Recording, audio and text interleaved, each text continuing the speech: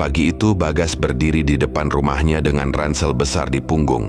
Udara masih dingin, namun semangatnya membara.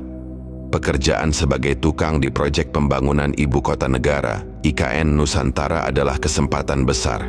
Proyek ini bukan hanya membuka peluang tapi juga menjadi kebanggaan tersendiri. "Jaga diri baik-baik saja, Mas," ujar Lina, istrinya, sambil menggendong anak mereka yang masih balita. Suaranya lembut, namun ada nada khawatir yang tidak bisa disembunyikan. Bagas tersenyum tenang. "Insya Allah, aku tidak akan lama di sana. Begitu ada waktu, aku akan pulang," jawabnya sambil mengelus kepala anaknya. Sebuah truk pick-up berhenti di depan rumah mereka. Sopirnya, Pak Darto, adalah kenalan lama yang akan mengantar Bagas ke terminal. "Ayo gas, jangan sampai telat," panggilnya sambil mengubah tangan. Perjalanan ke terminal disertai dialog ringan antara Bagas dan Pak Darto. Namun sesekali pikiran Bagas melayang. Ia membayangkan betapa besar proyek ini, membayangkan deretan gedung tinggi dan alat berat yang tak pernah ia lihat sebelumnya. Sesampainya di terminal, suasana riuh oleh para penumpang dan pedagang. Bagas menaiki bus yang akan membawa ke Kalimantan Timur, tempat proyek IKN berada. Saat duduk, seorang pria paruh baya di sebelahnya membuka percakapan. "Ke Sepaku juga, Mas?" tanyanya. "Iya, Pak. Kerja di proyek IKN," jawab Bagas dengan nada bangga. Pria itu mengangguk namun wajahnya berubah serius. "Hati-hati di sana, banyak cerita yang tidak enak didengar," katanya pelan. Seolah tak ingin orang lain mendengarnya, Bagas mengernyitkan dahi. "Maksudnya apa, Pak?" tanyanya. Penasaran. Pria itu hanya tersenyum samar. "Nanti juga tahu sendiri, sebelum tiban wajah keluar jendela," katanya.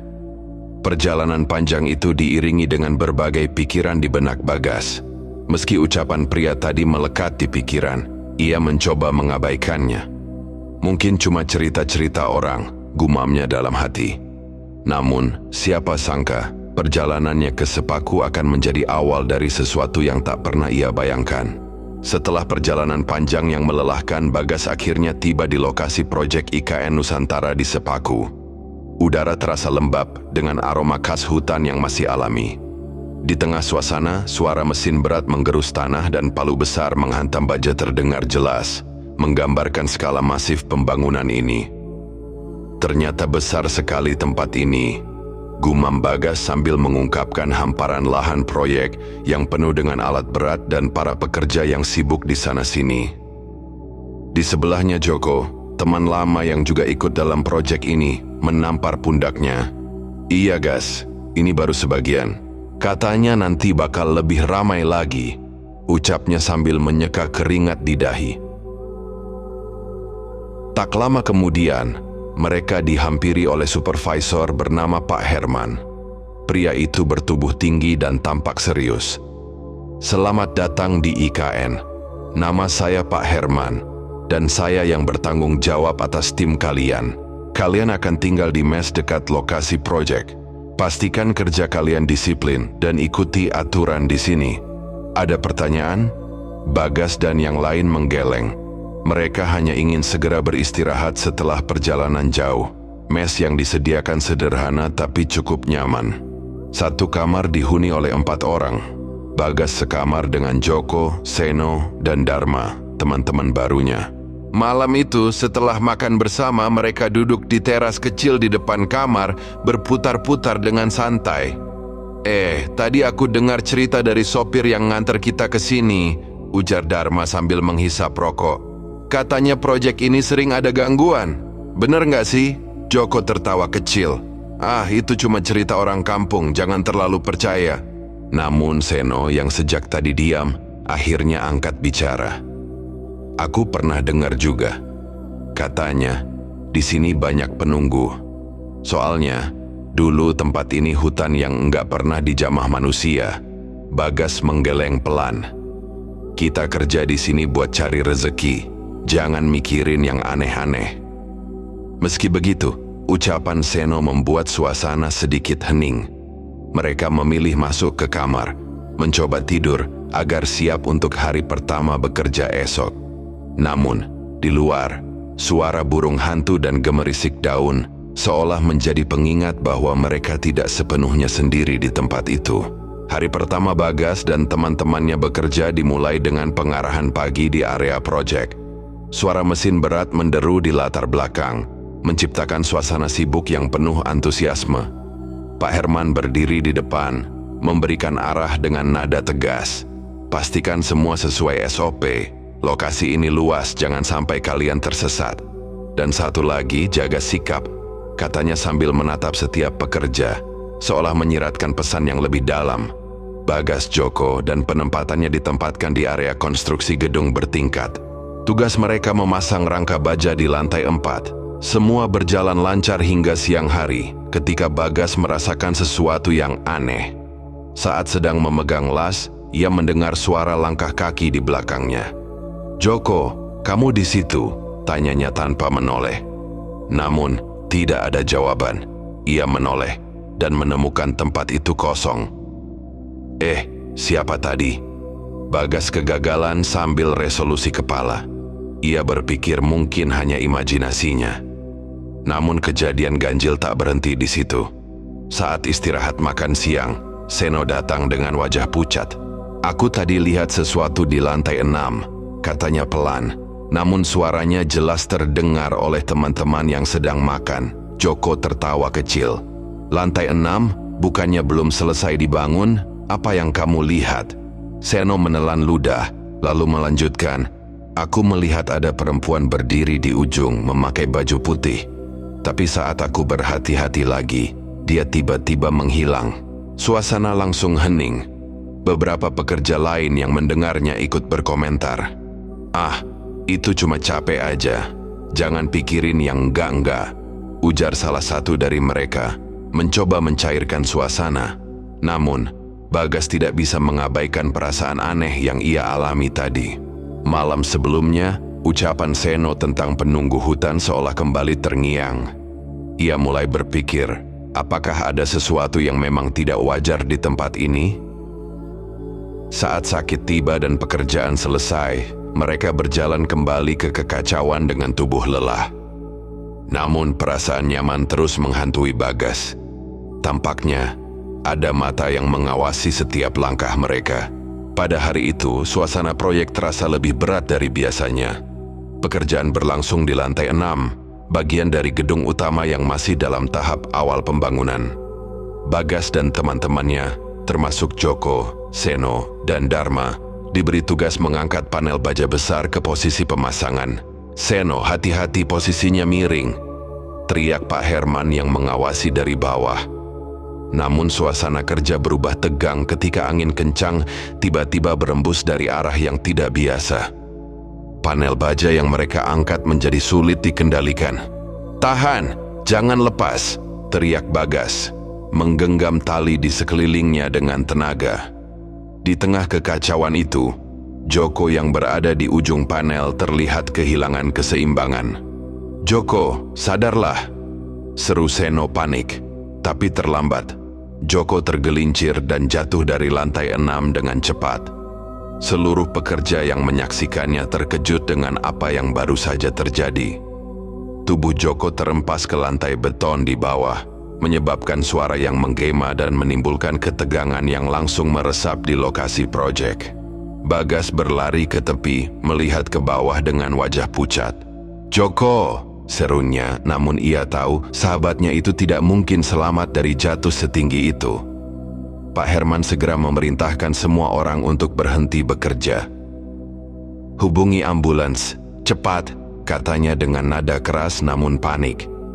Di bawah, tubuh Joko dikelilingi pekerja yang mencoba memberikan bantuan, meskipun jelas semuanya sudah terlambat. Salah satu pekerja yang pertama kali tiba di lokasi menggeleng pelan. "Dia sudah tidak ada," katanya pelan, matanya berkaca-kaca. Bagas merasa sesak. Perasaan bersalah mulai menghantuinya. Ia tidak bisa menghilangkan bayangan sahabatnya yang tadi berusaha keras menahan panel baja itu. Malam itu berantakan, suasana sangat muram. Semua orang mendengarnya, masih memproses apa yang terjadi. "Aku nggak tahu kenapa rasanya ada yang nggak beres tadi," ucap Seno, memecah keheningan. Dharma yang duduk di sudut hanya mengangguk. "Aku juga merasakan hal yang sama. Seperti ada sesuatu yang tidak terlihat, tapi hadir di situ," katanya pelan. Bagas memejamkan mata, mengingat kembali ucapan Seno tentang perempuan berbaju putih di lantai 6. Ia mulai berpikir, adakah hubungannya dengan kecelakaan yang menimpa Joko? Seminggu setelah kecelakaan tragis itu, suasana di proyek berubah. Para pekerja masih berusaha melanjutkan tugas mereka, meski bayangan kecelakaan Joko masih membekas. Namun, ketegangan mulai terasa lebih kuat saat malam tiba. Bagas yang belum sepenuhnya pulih dari rasa duka, kerap terjaga di malam hari. Pada suatu malam, ia tiba-tiba terbangun karena suara aneh dari luar kamar mes. Seperti suara langkah kaki yang berat, disertai bunyi berderit dari arah lorong. Dengan jantung berdegup kencang, ia membuka pintu secara perlahan. Lorong itu kosong, hanya diterangi lampu redup yang sesekali.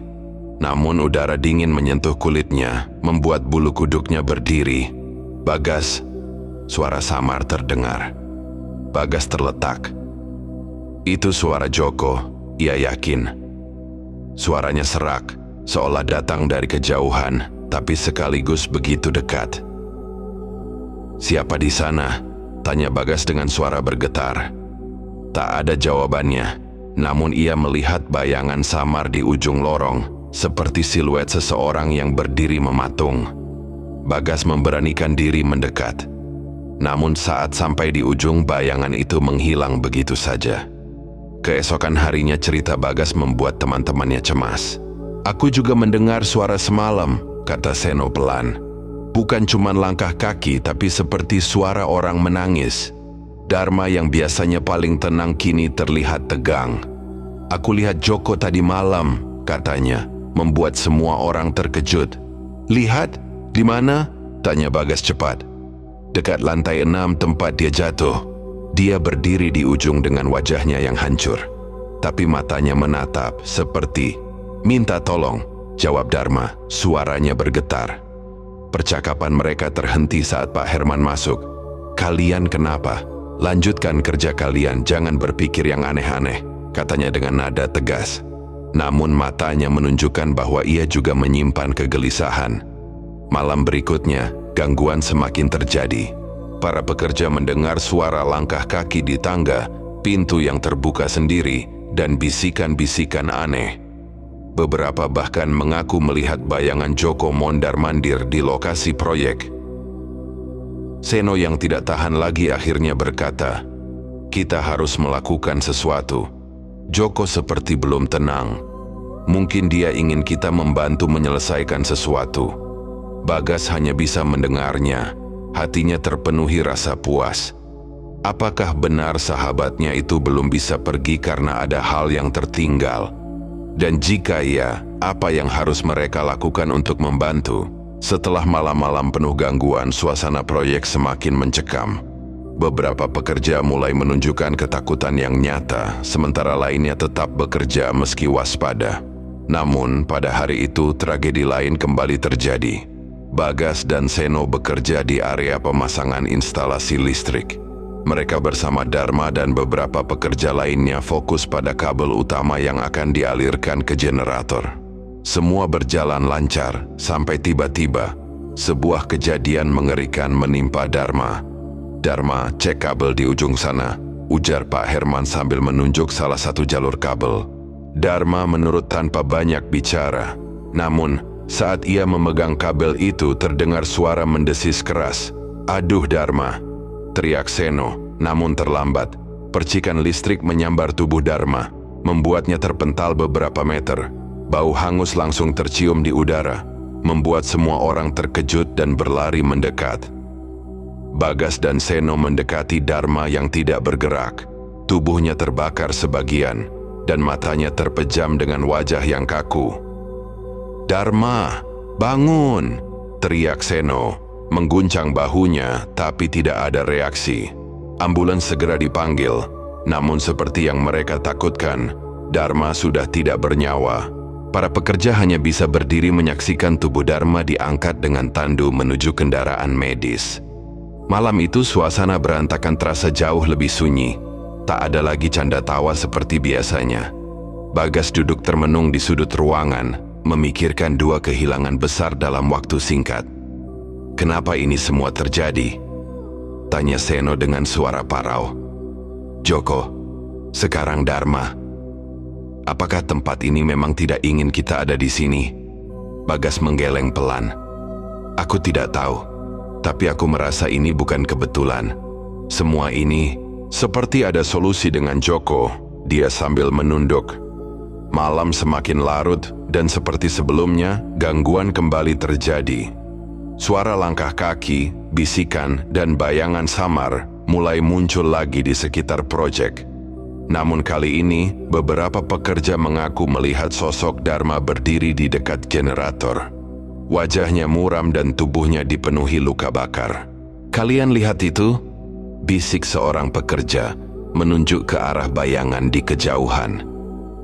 Bagas mengangguk perlahan, matanya tak bisa mengubah sosok itu.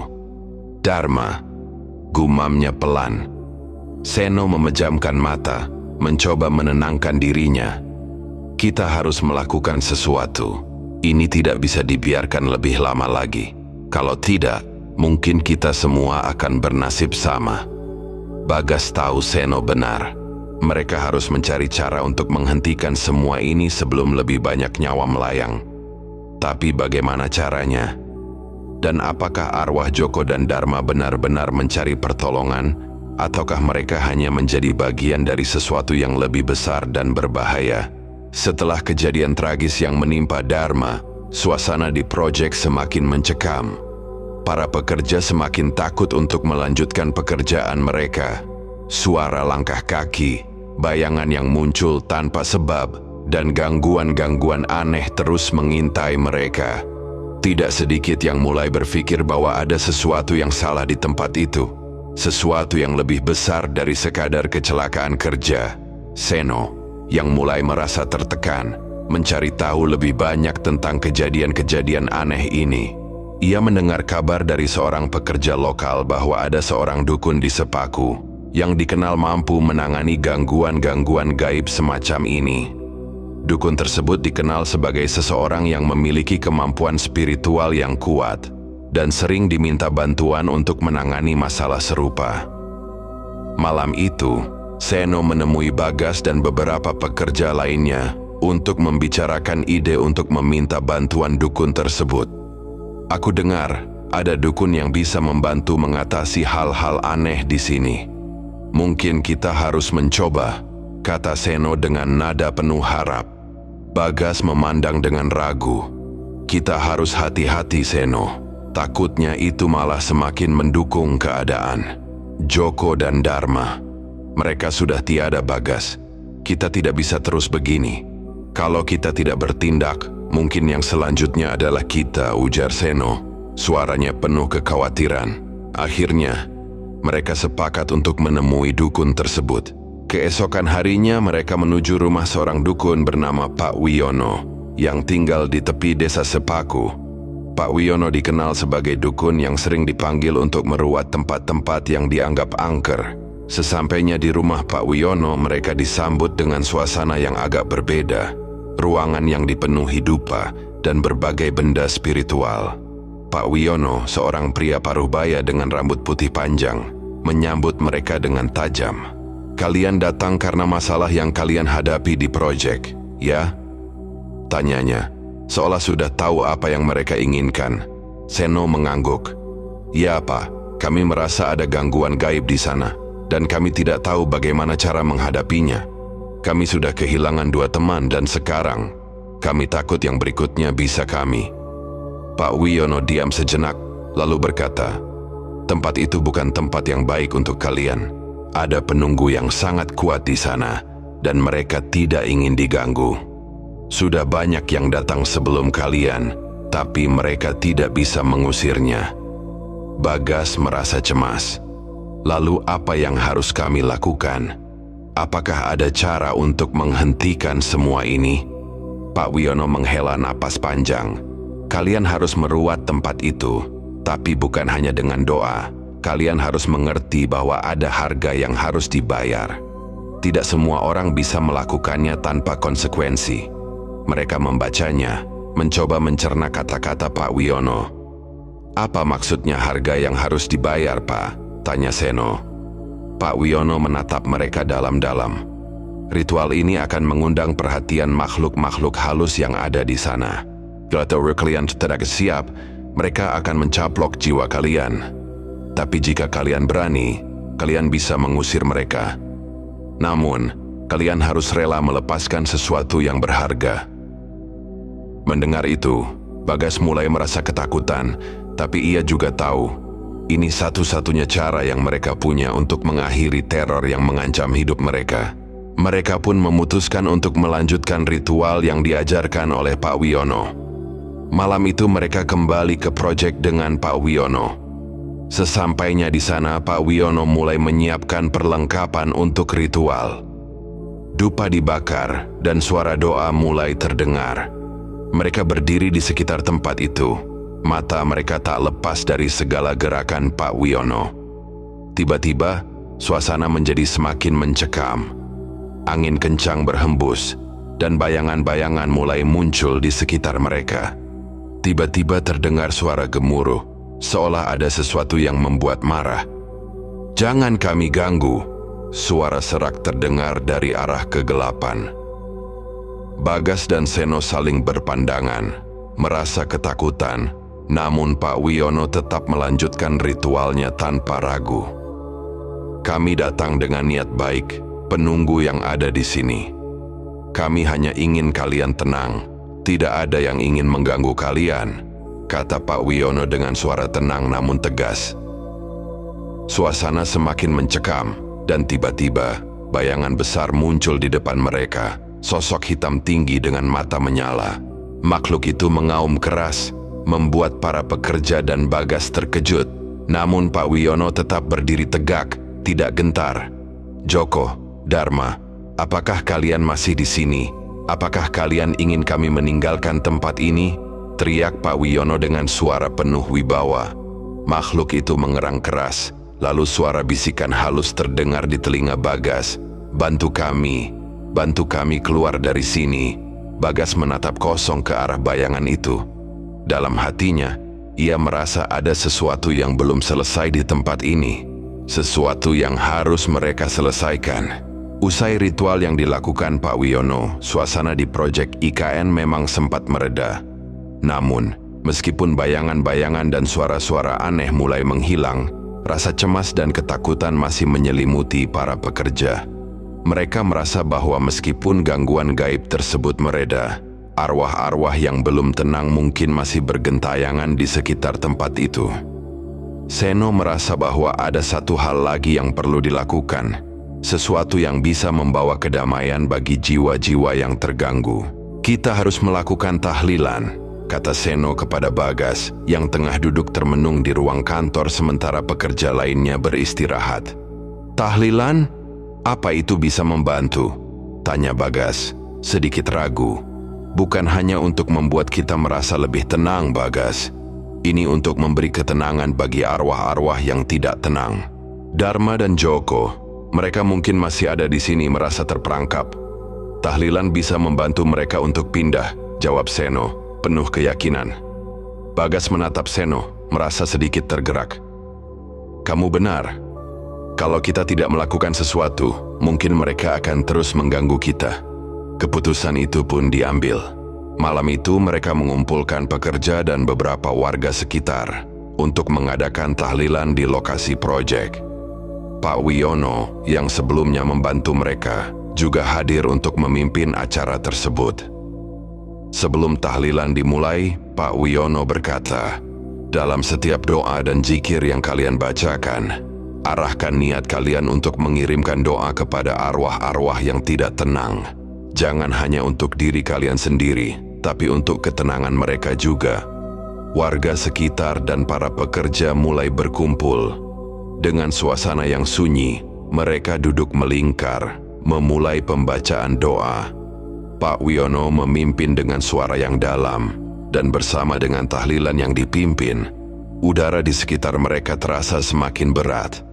Beberapa kali, terdengar suara gemerisik daun dan omelan yang jatuh, padahal tidak ada angin yang cukup kencang. Beberapa pekerja mengungkapkan ketakutannya, namun Pak Wiono tetap melanjutkan bacaannya dengan penuh konsentrasi. Tenangkan hati kalian, doa ini akan sampai, katanya mereka yang membutuhkan. Tiba-tiba, suasana di sekitar mereka berubah. Suara-suara aneh yang semula terdengar mulai mereda, dan bahkan udara terasa lebih sejuk. Bagas yang duduk di samping Seno merasakan sesuatu yang berbeda, seolah beban yang menekan dada mereka sedikit demi sedikit menghilang. Saat doa tahlilan selesai dibacakan, Pak Wiono menatap ke arah proyek, lalu berkata, "Sudah saatnya mereka pergi. Jika niat kalian tulus, mereka akan menemukan jalan mereka." Beberapa pekerja mulai merasakan ketenangan yang luar biasa. Rasa takut yang menghantui selama ini terasa seperti terlepas begitu saja. Namun, meski ada kedamaian yang datang, masih ada satu perasaan yang tidak bisa diabaikan oleh Seno. Ia merasa bahwa ada yang belum selesai. Mungkin doa mereka telah sampai, namun masih ada hal yang lebih besar yang harus mereka hadapi. Bagas menatap Seno dengan khawatir. "Kamu merasa ada yang belum selesai ya?" Seno mengangguk perlahan. "Iya Bagas, rasanya kita belum benar-benar bisa bebas. Ada yang harus kita cari tahu lebih banyak tentang tempat ini." Namun malam itu, suasana menjadi lebih tenang. Tahlilan yang diadakan seolah membawa kedamaian bagi mereka yang telah pergi, memberi ruang bagi para pekerja untuk melanjutkan pekerjaan mereka. Meski rasa takut masih ada, mereka merasa lebih siap menghadapi hari-hari yang akan datang. Pak Wiono berpamitan dengan mereka. "Jangan biarkan tempat ini terus-menerus diganggu. Doa itu adalah kunci, tapi kalian juga harus menjaga hati kalian tetap bersih dan niat kalian baik. Jika tidak, arwah-arwah yang terperangkap bisa kembali." Mereka mengangguk, berterima kasih pada Pak Wiono.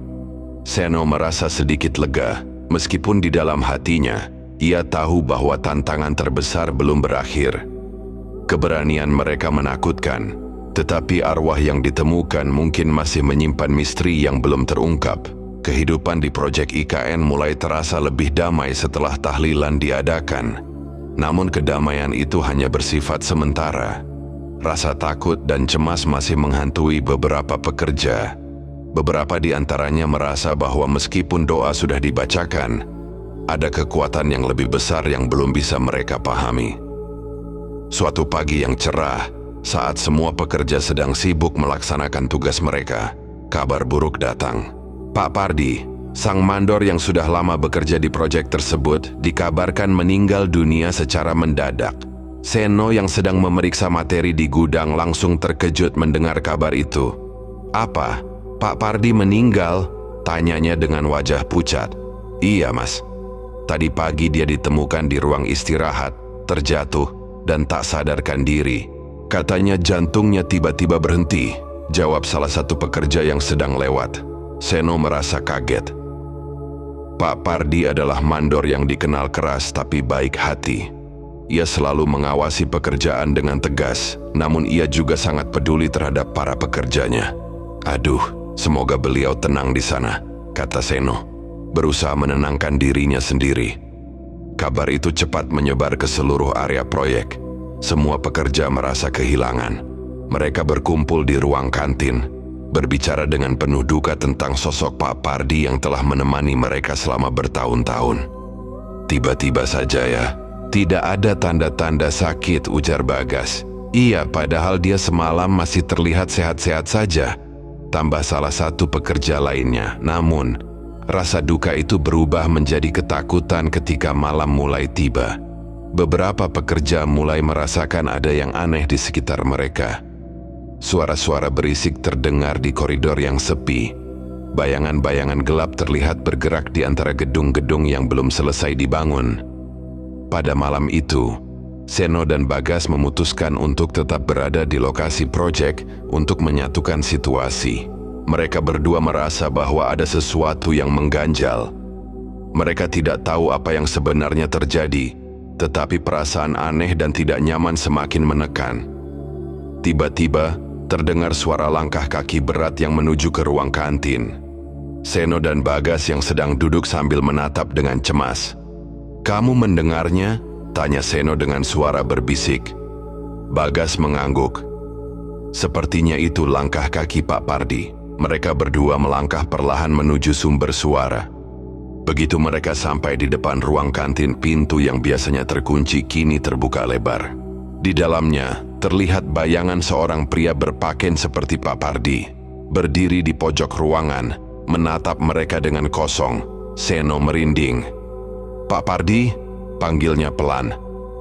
Bayangan itu tidak bergerak, hanya diam dengan kehampaan yang menakutkan. Tiba-tiba, bayangan itu mulai berjalan menuju mereka. Seno dan Bagas mundur langkah demi langkah, tidak tahu harus berbuat apa. "Kenapa dia tidak bicara?" bisik Bagas, merasa bingung dan takut. Tiba-tiba, bayangan Pak Pardi berhenti. "Jangan takut," terdengar suara yang familiar, namun jauh dan suram. Seno dan Bagas menjawab, tak bisa berkata-kata. Suara itu, meskipun mirip dengan suara Pak Pardi, terasa sangat berbeda. Ada ketenangan yang menenangkan, namun juga rasa sakit yang tak bisa mereka jelaskan. "Pak Pardi," suara Seno pecah. "Apa yang terjadi?" Pak Pardi, yang sepertinya bukan lagi sosok yang mereka kenal, mulai berbicara dengan suara yang terdengar seperti berbisik dari jarak jauh. "Jangan lanjutkan proyek ini. Ini tidak akan berakhir dengan baik. Ada yang terlupakan di sini. Ada yang belum selesai." Suara itu semakin pelan, dan bayangan Pak Pardi pun mulai menghilang perlahan. Keheningan kembali kesalahan mereka. Seno dan Bagas masih teringat, tidak tahu apa yang baru saja alami mereka. Setelah beberapa detik, Bagas akhirnya berani bersuara. "Apa maksudnya? Apa yang belum selesai?" Seno kepala tidak tahu jawaban pasti. "Aku juga tidak tahu, tapi sepertinya ada hal besar yang belum terungkap." Malam itu mereka memutuskan untuk kembali ke tempat masing-masing dengan perasaan yang lebih berat. Mereka tidak tahu apakah apa yang alami mereka tadi adalah gangguan gaib, ataukah hanya halusinasi mereka saja. Tetapi satu hal yang pasti, proyek ini tidak akan pernah sama lagi setelah kepergian Pak Pardi. Kepergian Pak Pardi tidak hanya meninggalkan duka bagi para pekerja, tetapi juga membuka tabir misteri yang semakin dalam. Apakah ini akhir dari teror di IKN, atau justru awal dari sesuatu yang lebih buruk? Seno dan Bagas hanya bisa berharap agar kedamaian yang mereka cari akhirnya datang. Hari-hari setelah kepergian Pak Pardi terasa semakin berat. Pekerja-pekerja yang tersisa mulai merasa tidak tenang. Perasaan cemas dan takut kian menggerogoti setiap sudut proyek IKN. Seno dan Bagas yang masih dipenuhi rasa penasaran dan ketakutan, tidak bisa melupakan kejadian malam itu. Mereka merasa ada sesuatu yang lebih besar dan lebih mengerikan yang mengintai mereka di balik bayangan Pak Pardi. Suatu sore, Seno memutuskan untuk berbicara dengan seorang pekerja yang lebih berpengalaman, yang sudah lama bekerja di proyek tersebut. Pekerja itu, yang bernama Joko, dikenal sebagai orang yang cukup terbuka soal cerita-cerita mistis di lokasi tersebut. "Joko, ada yang ingin aku tanyakan," kata Seno, terdengar ragu. Joko memandang, lalu mengangguk. "Tanya saja Seno, aku tahu kamu pasti punya banyak pertanyaan." Seno menghela napas panjang. "Mengapa proyek ini terasa begitu aneh? Apa yang sebenarnya terjadi di sini?" "Saya merasa ada sesuatu yang belum terungkap." Joko menatap Seno dalam-dalam sebelum akhirnya membuka mulut. "Kau tahu, proyek ini dibangun di atas tanah yang sudah lama dihuni oleh penunggu. Sebelum ada proyek ini, daerah Sepaku dan sekitarnya memang dikenal sebagai wilayah keramat. Banyak sekali cerita-cerita tentang makhluk halus dan penghuni yang ada di hutan sekitar sini. Seno semakin tertarik. Maksudmu, ada sesuatu yang marah karena proyek ini? Joko mengangguk pelan. Itulah yang sebenarnya terjadi. Penunggu hutan di sini merasa marah karena hutan tempat mereka tinggal telah dihancurkan. Mereka tidak bisa menerima kenyataan bahwa tempat mereka yang selama ini menjadi tempat tinggal, menjadi saksi bisu dari kehidupan mereka, dihancurkan untuk pembangunan. Semua itu dilakukan tanpa rasa hormat terhadap keberadaan mereka. Seno menelan ludah, mencoba memahami kata-kata Joko. Jadi, mereka membalas dendam? Joko mengangguk. Bukan hanya balas dendam, tapi mereka ingin mengusir manusia dari tempat mereka. Semua gangguan yang terjadi di sini, mulai dari kesurupan hingga kecelakaan, adalah bentuk peringatan mereka. Mereka ingin kita pergi. Itu sebabnya banyak pekerja yang merasa hal aneh, bahkan terbunuh dalam kecelakaan yang tak bisa dijelaskan. Seno merasa tubuhnya merinding. Lalu, bagaimana kita bisa menghentikan semua ini? Joko terdiam sesaat, matanya menatap jauh ke depan, seperti sedang merenung. Ada satu cara, Seno. Kita harus meminta maaf kepada mereka, membuat mereka merasa dihormati dan mengakui keberadaan mereka sebagai bagian dari tanah ini. Bagas yang sejak tadi mendengarkan percakapan mereka, ikut menimpali. Maksudnya kita harus melakukan ritual atau semacamnya?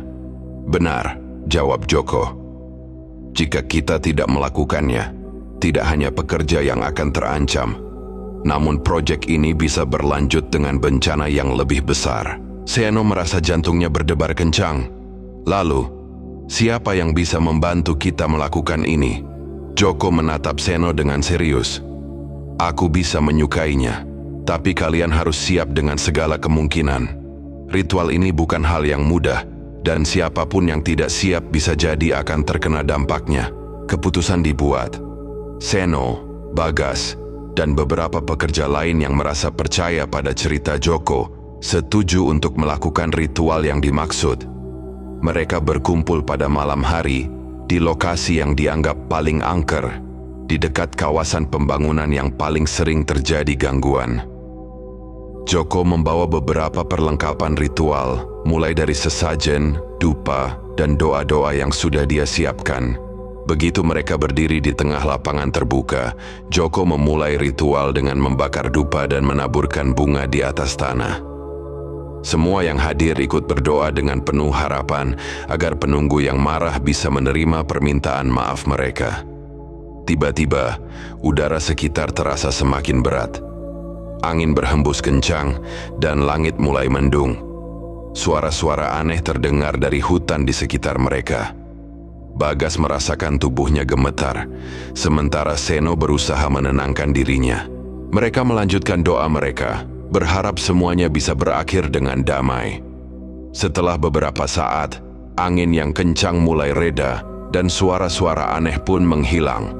Suasana kembali tenang. Namun ada sesuatu yang terasa berbeda, seperti ada sesuatu yang sudah mereda, meskipun masih ada rasa takut yang tertinggal. Joko menghela napas panjang. Kita sudah melakukan bagian kita. Sekarang kita tunggu hasilnya. Tapi ingat, ini bukan akhir dari semuanya. Kita harus menjaga rasa hormat terhadap tanah ini dan penghuni yang ada di dalamnya. Seno dan Bagas merasa lega, meski tidak sepenuhnya yakin bahwa mereka benar-benar berhasil mengusir makhluk-makhluk tersebut. Namun mereka merasa sedikit lebih tenang. Mereka tahu bahwa meskipun gangguan mungkin sudah mereda, mereka tetap harus berhati-hati dan menjaga sikap terhadap alam sekitar. Ritual itu menjadi titik balik dalam perjalanan mereka di proyek IKN. Gangguan-gangguan yang terjadi sepertinya mulai berkurang, meskipun beberapa pekerja masih merasa ada yang aneh. Mereka tahu, proyek ini memang tidak hanya tentang membangun infrastruktur, tetapi juga tentang menjaga keseimbangan antara manusia dan dunia yang tak terlihat. Beberapa bulan setelah ritual tersebut, suasana di lokasi proyek IKN mulai kembali normal. Pekerja-pekerja yang sempat mengalami kecelakaan dan gangguan gaib kini merasa lebih tenang. Mereka tetap waspada, namun rasa cemas yang sebelumnya menguasai mereka terus-menerus hilang. Seno dan Bagas, yang sempat ragu kini merasa lega. Mereka mulai bekerja kembali dengan semangat, meskipun bayang-bayang kejadian-kejadian aneh masih menghantui ingatan mereka. Di tengah segala kesibukan, mereka berusaha menghormati tanah yang pijak mereka, dengan penuh kesadaran akan sejarah dan kepercayaan yang melekat di tempat itu. Suatu pagi, Seno berdiri di dekat area yang telah menjadi tempat ritual. Ia melihat ke arah hutan yang dulunya tampak gelap dan misterius. Kini, ada kedamaian yang terasa di sana. Mungkin, penunggu-penunggu yang selama ini mengintai akhirnya bisa menerima permintaan maaf mereka. Mungkin mereka sudah menemukan kedamaian yang selama ini pencarian mereka. Bagas yang mendekat menampar bahu Seno dengan senyuman tipis. "Kita berhasil, Seno. Proyek ini berjalan lancar tanpa gangguan lagi. Mungkin semua itu adalah ujian untuk kita belajar lebih menghargai dan menjaga alam." Seno mengangguk. "Iya, Bagas. Aku rasa kita memang harus lebih berhati-hati. Tidak hanya terhadap pekerjaan kita, tapi juga terhadap tempat yang kita tinggali dan segala yang ada di dalamnya." Mereka berdua berdiri diam sejenak, mengamati proyek besar yang kini hampir selesai. Semua yang terjadi, meski penuh dengan ketakutan dan kejadian-kejadian aneh, telah mengajarkan mereka banyak hal, terutama tentang menghormati dan menjaga keseimbangan alam. Mereka tidak pernah tahu apa yang sebenarnya ada di balik dunia gaib, tapi mereka sadar, sebagai manusia, mereka harus selalu menjaga kerendahan hati. Saat proyek IKN akhirnya selesai, dan kota baru mulai terbentuk dengan gemerlapnya bangunan-bangunan megah, Seno dan Bagas tahu bahwa mereka telah melewati ujian yang tidak hanya menguji kemampuan fisik, tetapi juga spiritual mereka. Semua yang terjadi di sana menjadi bagian dari kisah yang tak terlupakan, sebuah pengalaman yang akan mereka kenang sepanjang hidup. Namun, ada satu hal yang tak akan pernah mereka lupakan. Rasa hormat terhadap alam dan kekuatan yang tak tampak, yang menjaga keseimbangan dunia ini. Mereka belajar bahwa meskipun dunia modern terus berkembang, ada hal-hal yang tidak bisa diabaikan, yaitu keberadaan makhluk halus yang juga memiliki hak atas bumi ini. Dengan ketenangan yang terjaga, Seno dan Bagas melangkah maju, siap menghadapi tantangan hidup berikutnya, dengan penuh rasa hormat terhadap segala yang ada di sekitar mereka.